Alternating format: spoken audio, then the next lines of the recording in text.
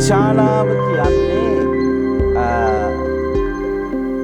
ඉතාමත්ම විශාල රාජධානියක්. 11 මහා ජනපද වලින් එකක්. මොනවාද 11 මහා ජනපද වලින් එකක්. කවුද මේ රාජ්‍ය කළේ? කවුද මේ රාජ්‍ය කළේ? වැරදි. ලිච්ඡවි රජදරුවන්. ලිච්ඡවි රජදරුවන් කී දෙනෙක් හිටියද? රජ්ජුරුවරු කී දෙනෙක් පාලනය කළාද? කී දෙනෙක් පාලනය කළාද මේ රාජ්‍ය? ලිච්ඡවි රජදරුවන් බුදුහාමුදුරුවෝ බොහෝම අගය කළා. බොහෝම අගය කළා. කී දෙනෙක්ද? 7707ක් රජවරු. එකට සාකච්ඡා කරනවා, එකට කෑම බීම ආදී සියල්ල කරනවා, එකට තීරණ ගන්නවා, එකට විසිරීලා යනවා. ලංකාවේ වගේ නේද? ඔව්. දස රාජ ධර්ම වලින් ඉතාමත්ම හොඳට රාජ්‍ය කරපු අය තමයි ලිච්ඡවි රජදරුවෝ. බුදුහාමුදුරුවෝ මේ විශාලාවට කීප වතාවක් වඩිනවා. ලිච්ඡවි කියලා කියන්නේ ලීච්ඡවි කියලා. ලිච්ඡවි කියලා කියන්නේ ලීච්ඡවි. ලීච්ඡවි තමයි ලිච්ඡවි කියලා හැදුනේ. ලීච්ඡවි කියලා කියනවා හරිම ලස්සනයි. මේ විශාලාවේ ඉන්න ලිච්ඡවි රජදරුවන් ඉතාමත්ම ලස්සනයි. බුදුහාමුදුරුවෝ කියනවා, මහා සංඝරත්නයට කියනවා, ඔබලා දෙවිවරු දැකලා නැතිනම්, තව්තිසාවේ දෙවිවරු දැකලා නැතිනම් විශාලාවට ගිහිල්ලා බලන්න ලිච්ඡවි රජදරුවෝ. ඒ තරම් ලස්සනයි, ප්‍රියමනාපයි, ශ්‍රද්ධා සම්පන්නයි. බුදුහාමුදුරුවන්ට ඉතාම ගෞරව කරපු අය තමයි ලිච්ඡවි රජදරුවෝ. ඉතින් මේ විදිහට කාලේ ගෙවිගෙන යනකොට මේ විශාලාවට ඇති වෙනවා මහා දුර්භික්ෂයක් ඇති වෙනවා. වැස්ස නැතුව, මහා නියගයක් ඇවිල්ලා, වතුර නැතුව, මිනිස්සුන්ට කන්න බොන්න නැතුව නේද? බොන්න වතුර ටිකක් නැතුව, කිසිම ආදායමක් උපයා ගන්න බැරුව, මොනවත් හදා ගන්න බැරුව විශාල නියගයක් ඇති වෙනවා. මිනිස්සු තනින් තන මිනිස්සු මොකද වෙන්නේ? මැරිලා වැටෙනවා. මැරිච්ච මිනිස්සු මලකඳන් ගඳ ගහන්න පටන් ගන්න හැම වීදියක්. අද වගේ නෙවෙයි සුවිසල් වූ විශාලාව කියලා කියන්නේ නේද? പ്രേත කුම්භාණ්ඩ ආදී අමනුෂ්‍ය බිහ ඇති වෙන්න පටන් ගත්තා මිනිස්යන්ට. ඒ වෙලාවේ කළ යුතු දෙයක් නැහැ. විවිධ දේවල් කිව්වා.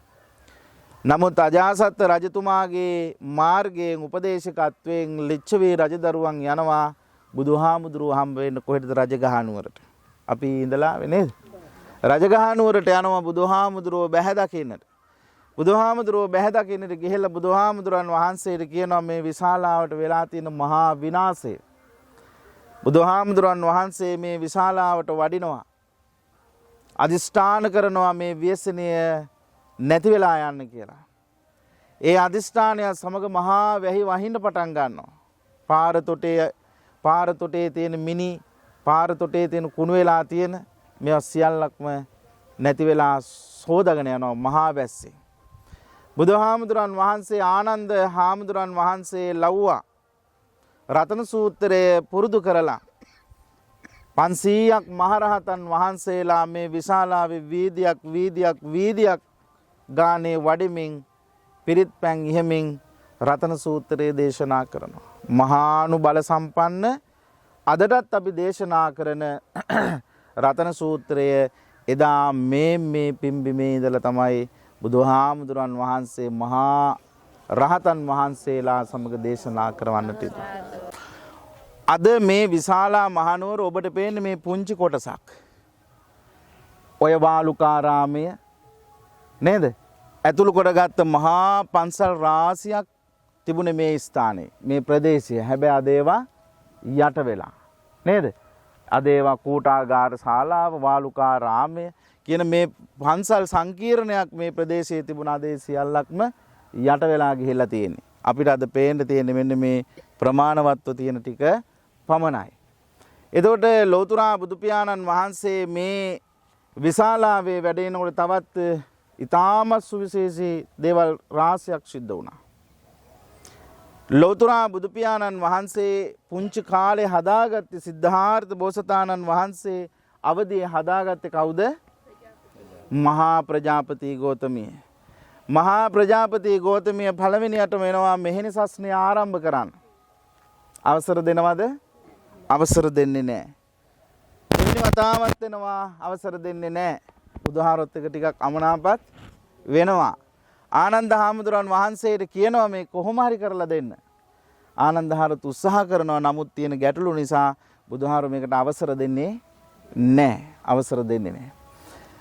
හැබැයි මහා ප්‍රජාපති ගෞතමියත් ඇතෑරියේ නැහැ නේද? ඇතෑරියේ නැහැ. මොකද කළේ? විවාහ ජීවිතයට පත් වෙලා හිටපු කුල කාන්තාවන් 500ක් දෙනා සුදු සේද වස්ත්‍රයෙන් සරසගත්තා. පාවා නුවර ඉඳලා.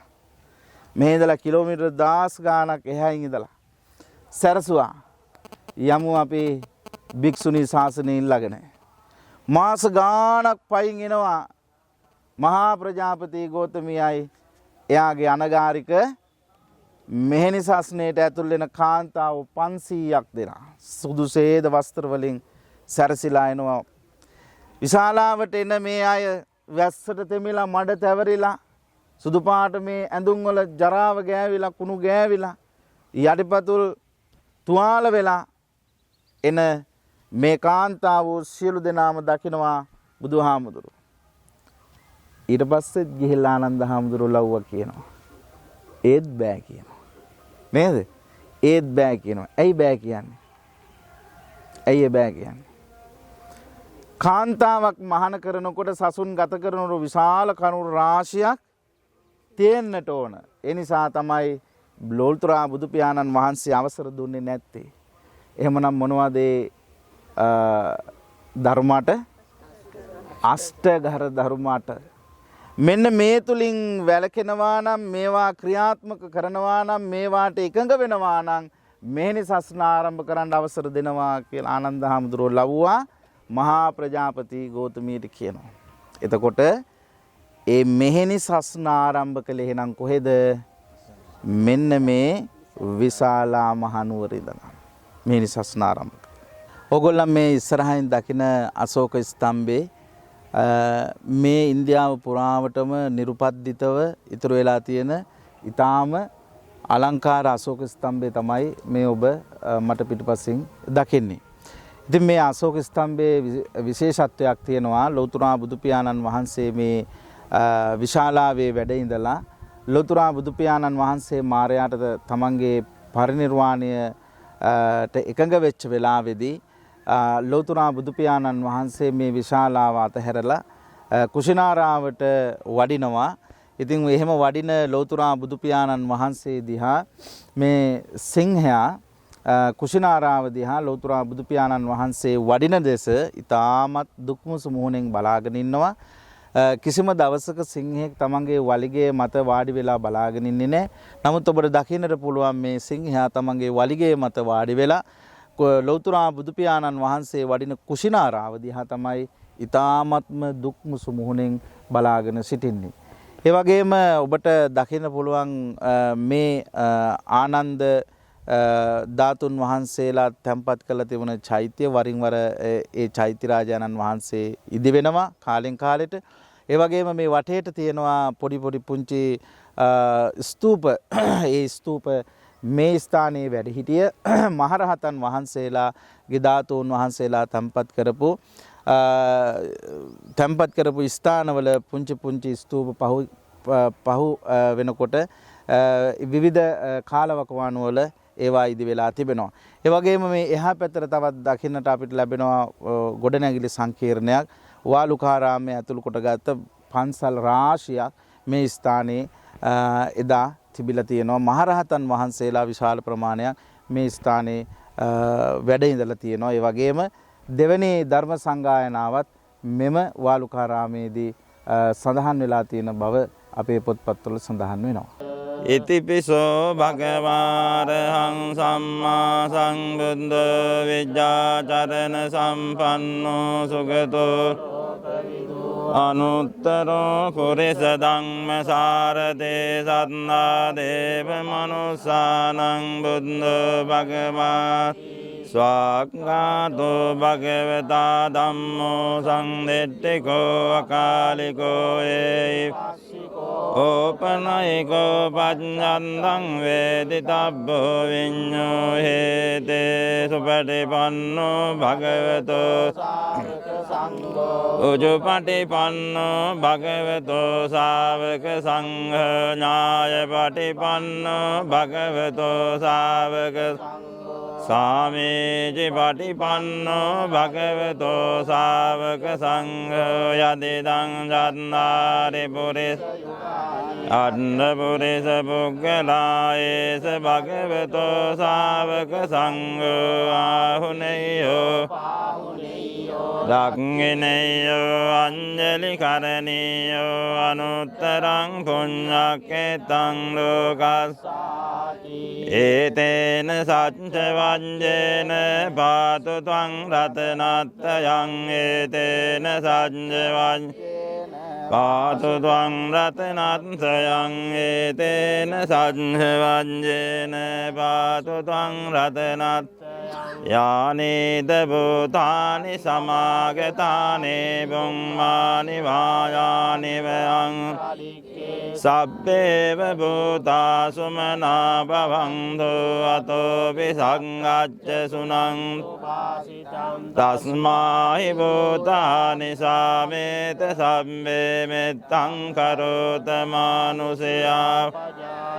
දිවාච රත්ථෝ ච හරං තේ පලින් තස්මායි නේරංගත අප්පමත් යං කිංචි වෙද්දං හිදවාහුරං වා සග්ගේසු ආයං රතනං නනෝ සමං අත්ති තථාගතේන ඉදං විබුද්දේ රතනං පනීතං ඒතේන සුවද්දයෝතු කයං විරාගං අමතං පනේතං යදජ්ජ ගාසග්ග මුනේ නතේන ධම්මේන සමත්ති කිංචේ දං ධම්මේ රතනං පනීතං ඒතේන සුවන්යෝතු යම් බුද්ධ සෙට්ඨ පරිවං හේසු චින් සමාධිමානං සමාධිනාතේන සමෝන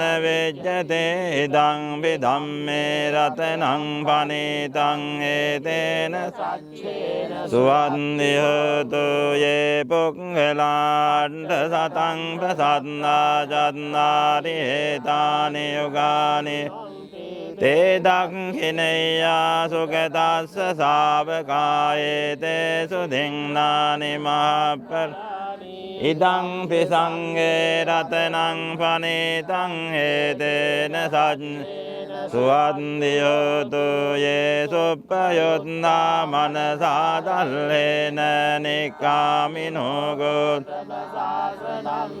තේ පත්නේ පත්නාම තං විගය්‍ය නද්දා මුදානේ බුතෙන් බුඤ්ජම ඉදං පිසංගේ රතනං පනීතං හේතේන සච්ච සුවන්නිහෝතු යතින් දකේලෝ පටවින් සිතෝසියා චතුබ්බිවාදේබි තතෝ පමං සම්බුරි සංවදාමියෝ අරිය සඥානි අවෙච්ච ඉදම් පිසංගේ රතනං පනීතං ඒතේන සඥේන සුවන් යේ අරිය සඥානි විභාවයං තේ ගම්වේර පඤ්ඤේන සුදේසිතානි කිංචාපිතේ හංති බුසප්ප මද්දානතේ බවං අට්ඨමං ආදියං තේ රතනං පනීතං ඒතේන සච්ඡේන සුවන්දි සහවස්ස දස්සන සංපදාය තයන්සු ධම්මා ජහිතා බවං සක්ඛාය දෙන්න වෙචකෙච්චි තංස සීලම්බතං වාපියදන් චතුහපායේ හිත විප්පමුද්ධෝ චචාපිඨානානි අබම්බෝකාත් ඉදං විසංඝේ රතනං පනේතං ඒතේන සජ්ජ සුවන්ති හෝතු කිං චාපි සෝකම්මං කරෝති පාපකං කායේන වාචා අබම්බෝ සෝතංස පටිඤ්ඤාදාය අබම්බතා දෙන්න පදංස ඉදං පිසංඝේ රතනං පනේතං ඒතේන සඤ්ඤේන සුවන්ති වනප්ප කුම්භේ යතාපුස්සිතං කිම්මාන මාසේ පඨමස්මින් ගිම්මේ පමං ධම්ම වරං අදේසයි නිබ්බානගාමින් පරමං ඉදං පිබුද්දේ රතනං පනේතං ඒතේන සඤ්ඤේන සුවන්ති වරෝ වරං වරදෝ වරහරෝ අනුත්තරෝ ධම්ම වරං ඉදං පිබුද්දේ රතනං පනේතං ඒතේන සඤ්ඤේන සුවන්ති කේනං පුරාණං නවං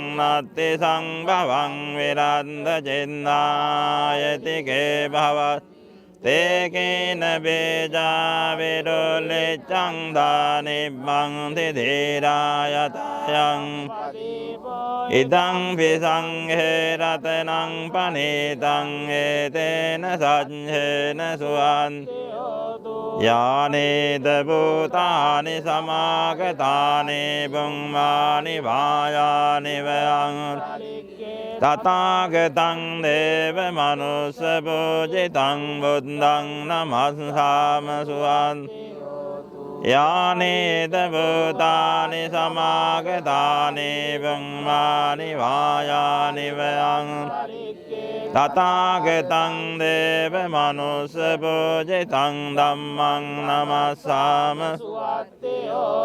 යානේද භූතානි සමාගතානි බුම්මානි වායානි වයං තථාගතං දේව මනුස්ස පූජිතං සංඝං සුවන්ති හෝතු ඒතේන සච්ඡ වඤ්ඤේන දුක්ඛා උපසමෙන් ඒතේන සච්ඡ වඤ්ඤේන භයා උපසමෙන් ඒතේන සච්ඡ වඤ්ඤේන රෝගා උපසමෙන්